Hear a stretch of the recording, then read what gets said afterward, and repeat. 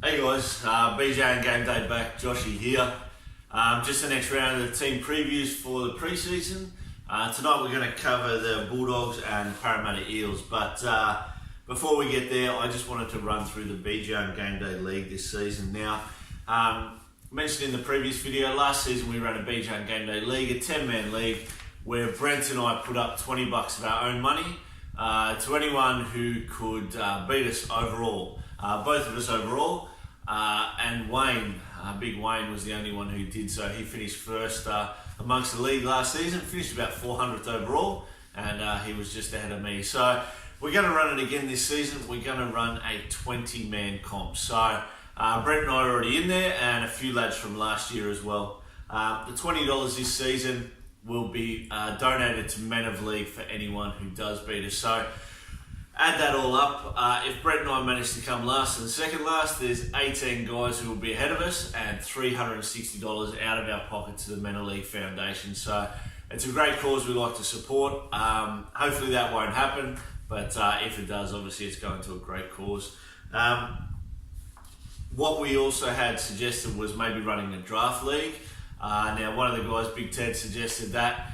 We're not going to run it this season. Brent and I have actually got too many leagues running at the moment with regards to cash leagues, leagues with work, and mates leagues. So for now, we won't do that this season. But what we will do is, of the 20 guys who play in the main league, the top 10 of those next season will run a 10-man draft. So keep an eye out for that one. If you do finish top 10 and you're not into draft, we'll just go on down the list. So something a little bit extra to play for. And also then the head-to-head.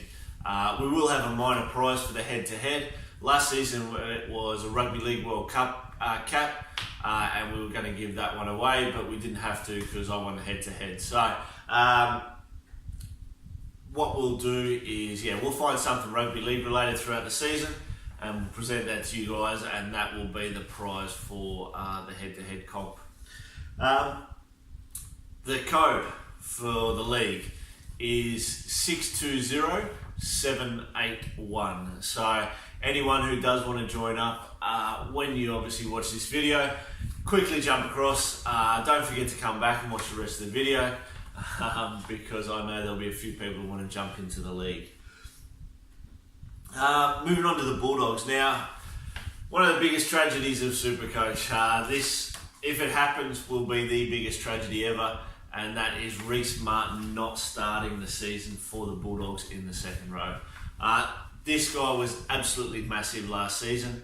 Managed to get 14 games throughout the season, came in sort of, I think, round 7 or 8, and played about 14 weeks. Scored 4 tries, kicked 36 goals from 38 attempts, was absolutely massive. Line breaks, big 8-metre runs plus, tackle busts, everything like that. So plenty of people around the place were labelling God 2.0. Corey Parker reincarnated.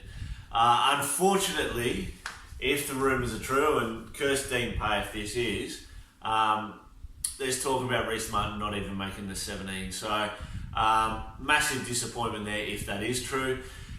Last week, a week before, maybe in the week of trials, Reece Martin, Bulldogs didn't play, and Reece Martin was asked to go and play for the Reggie squad. So I'm really hoping that was just a fitness thing, because, look, this guy learned to play 80 minutes last season in his rookie season. Seems the kind of player that won't get down by second-year blues, and he's had a few years, 4 years I think now, with the Papua New Guinea national side, after being in the Queensland Cup, and I really think this guy is the way to go. If he can get back on the park, look, I'm just hoping it's not true. Me personally, I traded him in one of my draft teams, draft league. So here I was giving away Gerbo, and a couple of lesser players for the likes of Reece Martin, Gareth Widdop, thinking he might succeed at the Dogs, but at the Dragons, but. Pretty silly on my part, so hopefully this doesn't put egg on my face. Of their other guns now, Will Hopewadi is one for mine. I don't think he's Supercoach relevant if he doesn't play fullback. I think he has to play fullback. The centre wing position for him just doesn't get the amount of points that he does in fullback. At fullback, he's great in attack, he's great in defence, creates plenty. So I think the centre wing position is just going to seem way too quiet. If there's any chance that he gets back to that fullback position, again, he's another one that I've actually got in that draft team. Thinking the Bulldogs might change a little bit this season. If he can get back to fullback, I think he's well worth looking at. Probably if we can see maybe play the first 4 or 6 weeks at centre wing, 530 or 550 odd thousand may drop down. If we can grab him around that sort of 380 to 400,000, I can see him dropping that much if he's in the centre wing. Any time that he does actually bounce back to fullback, I think we're going to shoot up and make a fair bit of cash there. So just one to watch out, guys, in about 6 weeks. Couple of guys who played for the Doggies last season now, these guys had massive seasons, but only half seasons due to either injury or a late call-up. Raymond Fatala-Mariner. Now, last year in our pod session at the start of the season, we named one pod from every team, and Raymond Fatala-Mariner was the one we picked out from the Dogs. This is a guy that I'd seen in the past, always sort of had my eye on that he could break out, and he did exactly that. Now, 2018, he started around about 310,000. By the time he got injured in round 12 or 13, he was up to about 550. So, had a blinder of a season, and what it could have been if he got to play those last 10 or 12 games could have been anything. He was really, really going well, playing 80 minutes for the Dogs, attacking on that left edge, making plenty of line breaks, scoring a few tries. I know a few lads that I do Supercoach with were all raving about him and had him, and he obviously missed those last 12 games. So if injury can stay away this season, definitely one to look out for, but you start with the higher price this season, obviously thanks to last year.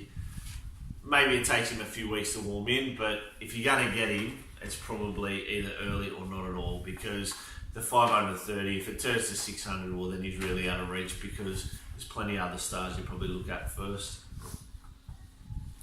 The other guy who had the second half of the season was Remus Smith. Now, you know, look, I'm not going to press on too much about this guy. He's 480 odd thousand. He's priced up there with the top centre wings and really hasn't proven himself. But what he did do last season for the Dogs was come in halfway through the season, start at 177k, jump up to 490k. So anyone who got that kind of rise out of him obviously was loving life. It is really easy for those cheapies to jump up a start. I think for the first 6 to 8 weeks he played, the average was around sort of 35 to 40. So nothing to write home about, but plenty to raise the numbers. Then he busted out a 60 and a 60 and a 70 and 125. And all of a sudden he hit 490k. Finished the season off with a dismal score. But look, if you're going to have him, you're a brave person. I think he can probably stay consistent with that 50 to 60 range, but I just don't think you're going to get any kind of price rise.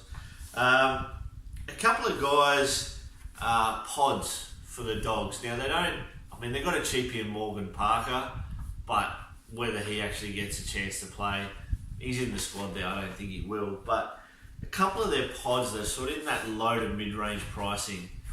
These are guys that I've sort of got a rule with the Bulldogs that you never pick any of their players.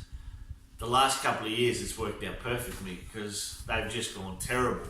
Terrible on the field and terrible at Supercoach as well. They're just an unexciting team. They're boring.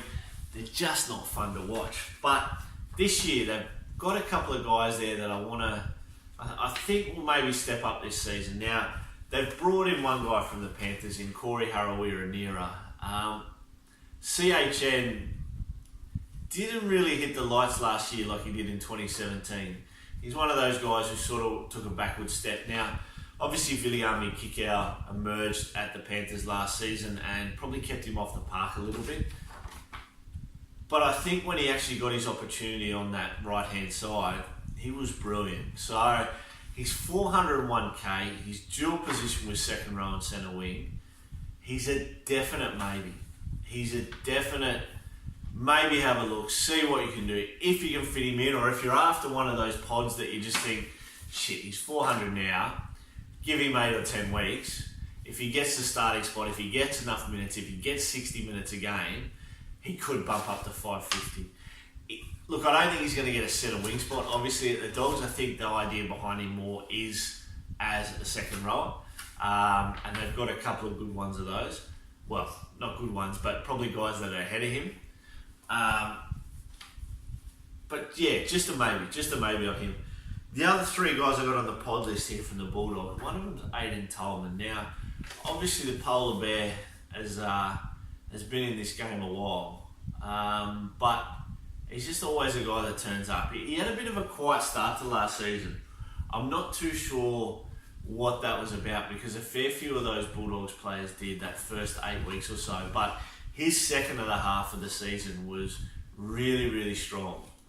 He averaged, I think, about in the last 5 games around that 63 or 64, somewhere around there. But I just really liked his activity towards the end of the season. I'm hoping the off-season's been good to him. I'm actually going to start with Tolman. I'm going to have him alongside Andrew Fafita in the front row. I think that 470k, if you can average that 55, he's not going to go down. I think he can average over that. I reckon he can match that last 5-round average from last season and hit around that sort of 60, 62 average, maybe a bit more. If he can, got to make some cash and then upgrade when I need to. And the other two, three here on the list. One's Kerrod Holland. Now, hooker, centre wing spot. Bit of a weird one, this guy. Obviously, kicks plenty of goals. If Reece Martin is gone, this guy's your goal kicker. So there's an extra 12 to 16 points a game, you'd hope. I'm not too sure how the rotation will work. Look, this guy did play hooker at times last season, but he's a dead set centre winger. I think he was just a victim of versatility, injuries, bad form last season for the Bulldogs, and he was the one who sort of got the spot. So, look, put him in at your own risk. Again, I've got him in my draft on my bench, purely from a positional point of view of coverage. I think he showed a couple of times last season that he could score big. If he can seal up that centre wing spot, look, if you got Will Hopewadi on one side and him on the other, then all's gravy, you know. Grab him in your team. 400k could turn into 550, 600 pretty quick if he kept up some of the form in centre wing that he did last season. So watch this space with this guy. If Reece Martin's out, even more point because obviously, as we said, he gets to kick goals. The other two guys, a couple of back rows, Adam Elliott and Suaso Su. Now, Jesse Su seems to be a fantastic player from the Tigers, really active, good workload. As long as he can increase those minutes, become a bit fitter, a bit more stamina in him, I can't imagine why people wouldn't want to get him into the team. So definitely one to have a look at with Jesse Su. And Adam Elliott, despite the pre-season stuff around in the cafe and getting his willy out, seemed to sort of develop season to season. So again, one you might want to have a look at if you can lock up that lock position. Moving over to Para. Now, probably the most uninspiring team I've had a look at so far, Parramatta. A new stadium's not going to mean much if you can't get a good team to play in it. So Brad Arthur's going to have his play full again this season. They've added Blake Ferguson to the roster, but I don't really think Blake's an X-factor, game-winning kind of guy. Brilliant finisher. Good at look, as much as he's been in the trouble in the past, I think he's got a good attitude lately as a footballer. He wants to win. He comes from a winning culture at the Roosters. Really, it's probably been the gun winger in the game from a point of consistency. Really looks great in the Aussie green and gold jumper. So he's going to bring a little bit to Para, but it's just not going to be enough. I still think that their forwards are boring. Their halves are unreliable. Jared Hayne was in great form last season, but he's obviously gone through problems now and couldn't get another contract. I just think the Eels are going to struggle. Blake Ferguson, probably wait for him to drop 100k or 150k. He's not going to finish as many tries as he was for the Roosters, but he's still going to have 20 or 25 hit-ups a game. He's still going to make 200 plus metres. He's still going to have a good base of sort of 35 or 40 a match. So if he can get some attacking stats, he's worth looking at. But at 611k, if he can drop 100k first, I might look at him around Origin time when Obviously, Freddie Fittler said he's out of favour. He's not going to play Origin. Get him in then when a few sides are weaker. Manu Mao, now obviously injuries hit Manu Mao early in the season, so he's not too much of a factor at the moment. From a gun status point of view, look, he's 580k. Never really been talked about in those gun circles, but he's just such a consistent player. He seems to just score 58 every week, so once he gets back, if you want to look at him, or it comes Origin time and you need those kinds of replacement, he's always one to look at, but beyond that, I'm not too excited. Nathan Brown, look, injury played 2018. Not too sure why. He obviously couldn't get back on the park, but by the time he got there in the end, I think there was only a few weeks of the season to go, and just had to build up from there. So one to forget, but over the last 2 seasons has really shown that he's the leader in that para forward pack. Can score good points. Look, can go 70 plus each week if he needs to. It's a big workload for him, but he seems to shine under it. So again, I'm going to start with him just because I love his attitude, and he's just in a pack that needs to be led. Guys like Daniel Alvaro and Sean Lane and Penny Tarepo and those guys, they just need someone with a bit more guts to show them the way, and Nathan Brown's it. Speaking of a couple of those guys, look, Daniel Alvaro and Sean Lane, the big question with these guys is, can 500k turn into 650? Now, I think Alvaro's 515 and Lane's 508. Both of them had good seasons last year. Obviously, Alvaro at the Eels still, and Sean Lane at the Manly Sea Eagles. But look, Alvaro's, again, he's probably one of the most unexciting forwards you watch. Fat white fella on the field doesn't look good to anyone. You've got these big buff Kiwis and everything else around, and here this blonde fella is ambling up to the defence and getting smashed. But he seemed to get better and better over the last couple of seasons, so obviously deserves a chance. Sean Lane, pretty impressive young kid. He really uses his size well and his range. Reminds me of sort of a boxer in that regard, where they just know their limitations and they know the advantages they got over someone else. Seems to just fall over from 5 yards out, so really knows how to find the try line. Deceptive for a big fella as well. He's got a few moves in him, so I've actually considered putting him in.